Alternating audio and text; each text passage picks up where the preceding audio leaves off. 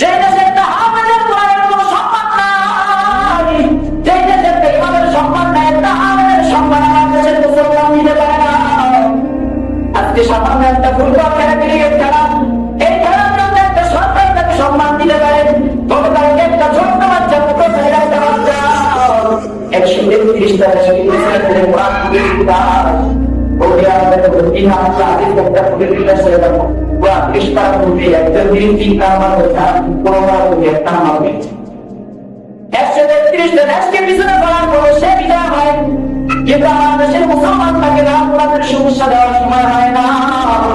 আজকে যখন মেয়েরা যদি গল্প রাস্তায় বের হয়, আমার দেশের মুসলমান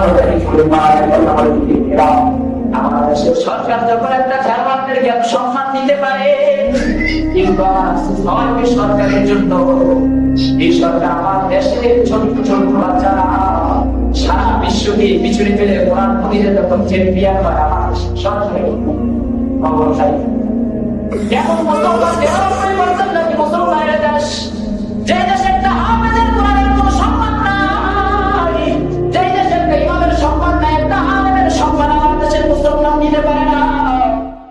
আজকে সামান্য একটা ফুটবল খেলা, ক্রিকেট খেলা, এই খেলার জন্য একটা সরকার তাকে সম্মান দিতে পারে। গতকালকে একটা ছোট্ট বাচ্চা, মুখোশধারীর একটা বাচ্চা 133টা দেশকে পিছনে ফেলে কোরআন পড়ে দিতাম। ওকে আমাদের তিন হাজার আদিস একটা পড়ে দিলে সেটা পুরা পৃষ্ঠার মধ্যে একজন দিন 3 নাম্বার কথা পুরোটা মধ্যে একটা নাম্বার পেয়েছে।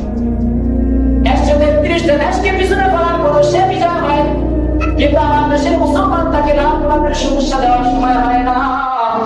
আজকে যখন মেয়েরা যদি গল্প রাস্তায় বের হয়, আমার দেশের মুসলমান তাকে মারা যায়।